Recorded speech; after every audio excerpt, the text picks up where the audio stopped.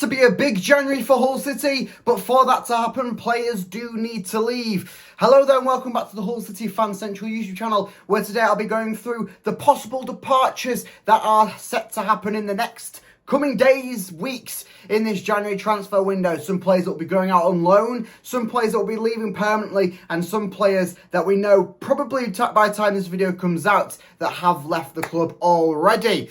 So let's crack straight into it. So one player that may have already been announced by the time this video gets released later on today, because I was filming them a few hours beforehand, and that being Marvin Mamm. Marvin Mamm was announced after the game yesterday that he is in Germany at the moment, scouting out a loan move away from Hull City to Paderborn over in the Bundesliga second division. So he's looking for a return back to Germany, and at the moment it's looking like it's going to be a loan one, whether this changes over the coming hours or so, but straight from Ruben Sayers' mouth on Humberside Sports, saying that it is going to be a loan move away and it is going to be announced in the coming hours. I mean, this was last night, so it could be announced at any point soon.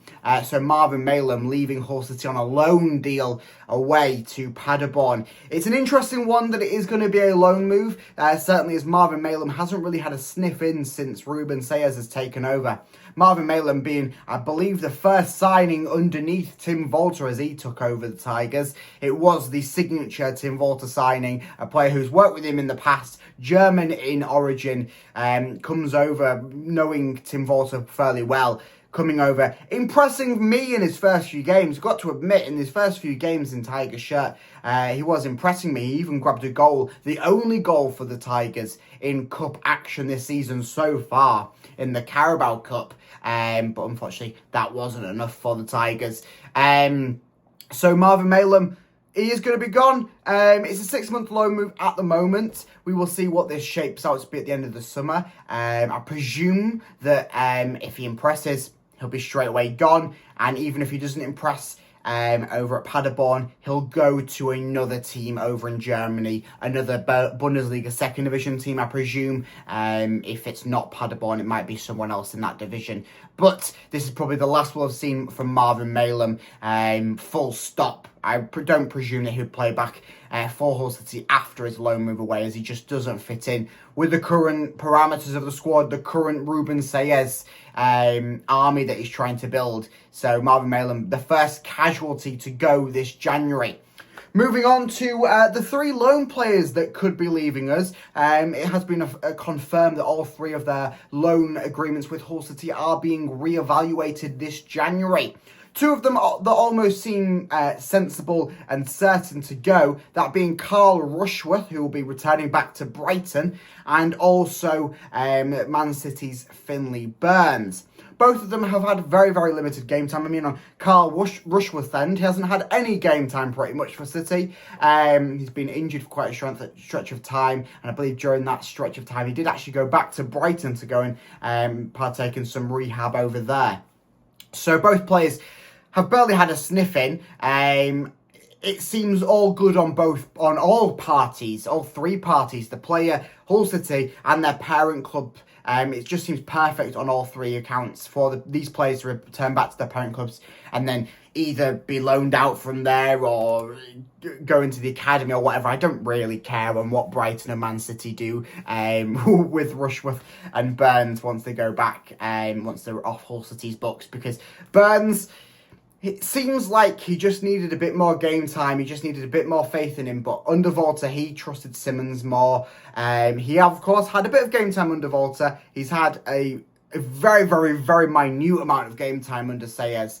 And has just really been the third fiddle in that CDM role, has been cast aside in maybe playing as a centre-half, with even Hughes out at the moment, McLaughlin straight in, Burns didn't even get a sniff in at centre-back. Of course, we do know that he is more of that holding midfielder. And with the reports coming out that Ruben Sayers is maybe looking for a new holding midfielder, it is knocking down Finley Burns on the Hull City ranks so far down. And with him being a loaned-in player from Manchester City with no option or obligation or anything to buy at the end of the season, at the end of the season he goes straight back to Man City and they will keep him. The Hull City have no priority over him come the end of the season. So Why not get rid of him now? He's just going to be another dead weight on the loan sheet, and we can bring in a new loan player who can help us, maybe a holding midfielder that will be used, maybe a Tyler Morton. I'll cover that in a video to come as my speculations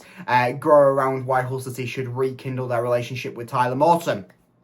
Carl Rushworth, similar situation. That was some early reports coming out that Hull City were looking to grab another goalkeeper this January. I don't think that would be one of the best moves to certainly prioritise this January, whether it is a move that comes later on down the line and it's just a little bit of a fodder move, if you want to call it that.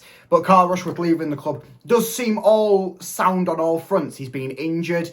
He's not really going to snatch any game time off Panda, certainly at the moment with Panda firing high, and he's been one of the key players this season for City, if not the player for City this season. I think he's grabbed 2 Player of the Month awards within the Hull City camp for his fantastic efforts this season, and he's really just going to be our number 1 keeper for this entire season unless he goes down injured. And if he goes down injured, you've got Ratchopi.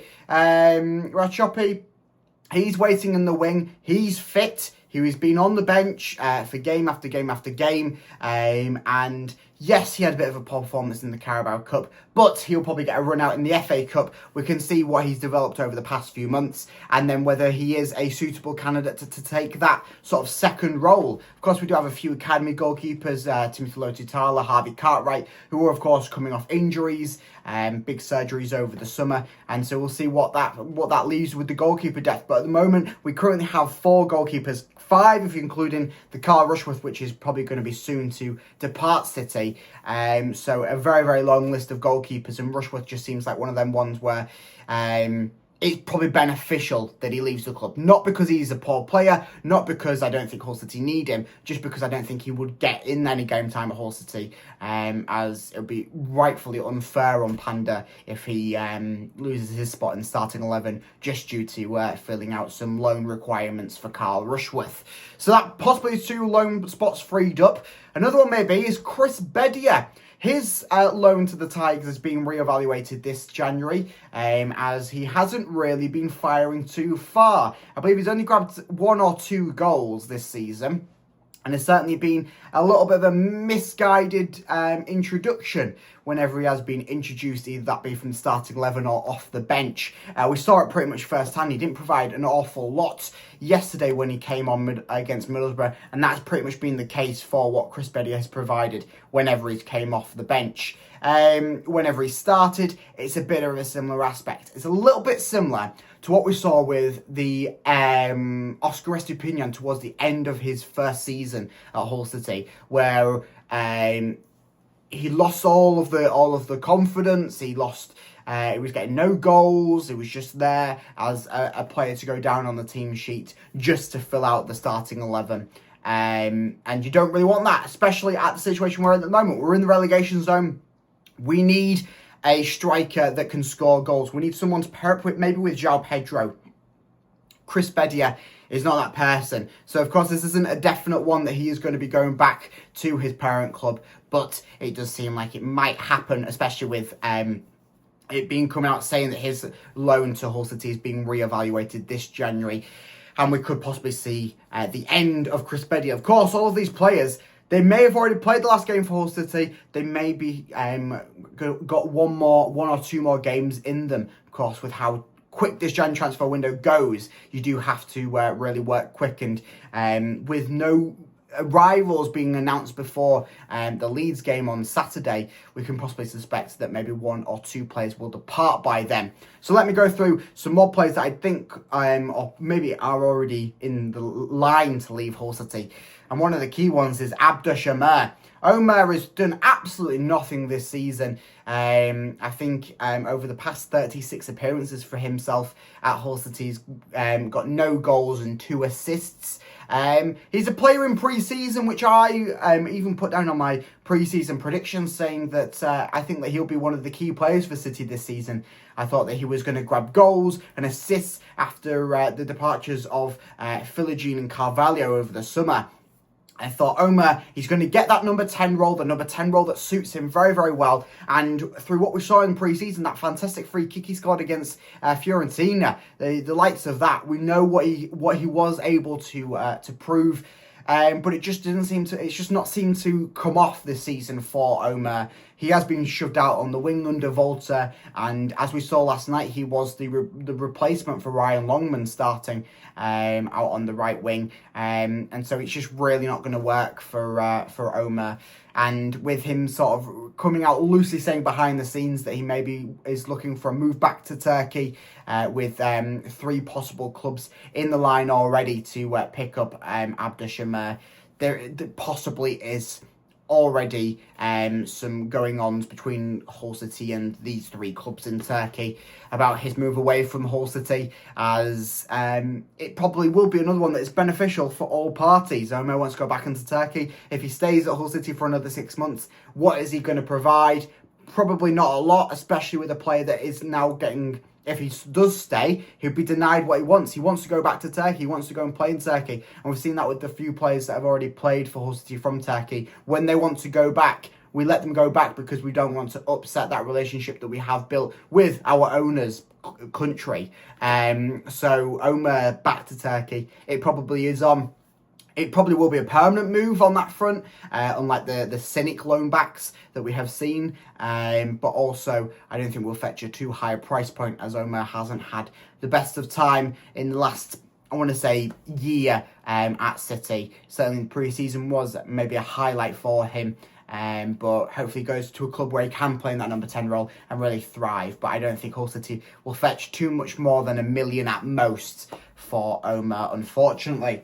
So, we've got one more player, or 2 more players to talk about. One a little bit loosely, and that being Oscar Zambrano. Of course, Zambrano isn't officially at the club anymore, but he is still on the loan-in sheet, as Zambrano has been done with the doping allegations as the investigation builds, and his suspension from football is taking effect for, I believe, a year.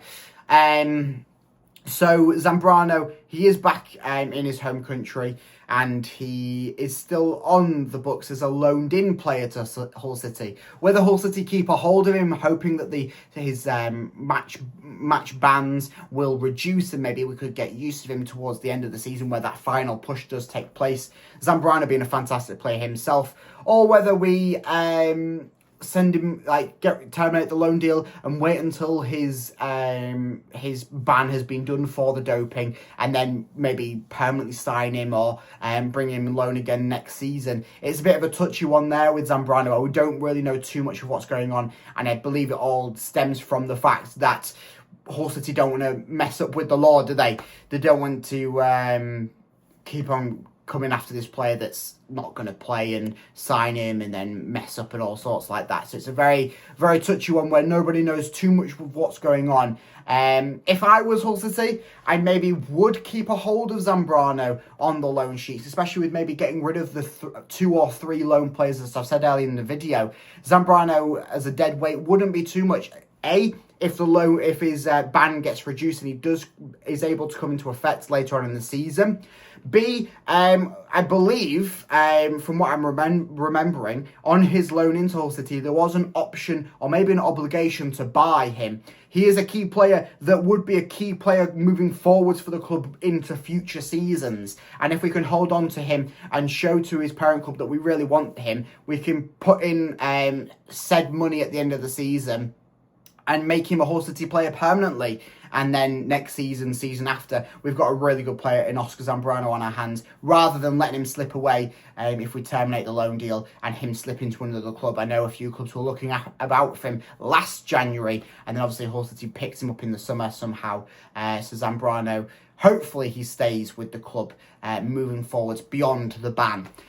So one final player I want to talk about. and that being Will Jarvis. So Will Jarvis has really had a tough season. He broke onto the scene in the January after coming back from his loan out to Shelbourne, where he shined over at Shelbourne. He had a quite good pre-season for Hull City. It was really a lot of City fans' favourite to take one of the starting roles in the starting 11. He then had an alright few bench appearances, 4 tags in them early few games. In the first couple of games of this season, he was leading the league in most successful dribbles, and that's from a player that's come off the bench. He's leading the league in stats like that. So, flying high so far for Will Jarvis. He then seemed to fall out with former Hull City manager now Tim Walter.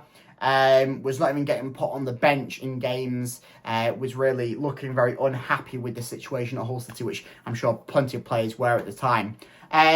Since Tim Walter's sacking, I believe Will Jarvis has maybe only featured once at most in the senior capacity for Hull City.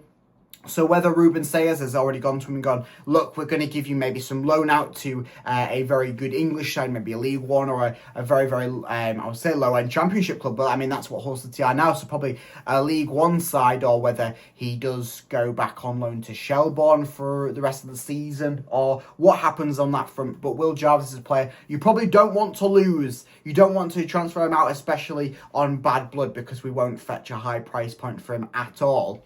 But he's also a very, very good talent, as I've said. Bench appearances, at the start of the season, and he was leading the league in some stats. So he's certainly a player you don't want to lose, and I think that he could be a crucial one, especially with maybe a Ryan Longman who could be departing. I've not said him on this video as he is currently injured, and there's only rumours so far about him moving over to Scotland to Hearts, which, I mean, I'll say it now, he's rumoured to go to Hearts, which was feeding off the back of some rumours in the summer transfer window, but he's currently injured, so I didn't think I'd go into too much of that detail for a bit of a wasted fiddle. So yeah, Will Jarvis, an interesting one, I've got to say, whether he does go out on loan, whether he maybe does get a run in on the main team, but I certainly don't think he is one that we want to lose permanently. I think that maybe a loan out to a League One side, maybe rekindle the relationship with Reading that we do have through Ruben Sayers, and go, we'll chuck you over this brilliant player, Will Jarvis, if you just want to chuck him into your team, and maybe come the summer transfer window or transfer windows beyond that, and maybe Ruben Sayers is looking like, I want to have that player play for me again, and goes back to Reading and go, can I have this player? Here's a bit of change. Actually, you know what, we'll give you a bit of a discount because you gave us that Will Jarvis. So whatever happens, hopefully something positive does come through Will Jarvis. On the same breath, something could happen with Harry Vaughan. Of course, he is now in the senior team as some sort of a capacity after having a brilliant 10-minute appearance off the bench yesterday. So there's plenty news and content that will be coming out from Hull City this January transfer window, as it will be a big one. And this is the place that you want to be for daily Hull City videos. So make sure that you stay tuned to this YouTube channel by liking and subscribing, as I will keep you up to date on everything Hull City. As, I mean, on Saturday we're probably going to get thrashed by Leeds, but you want to find out about that, so make sure you stay tuned to the channel, and I will keep you on all the transfer news and gossip around Hull City. So I'll see you in the next one. Up the Tiger.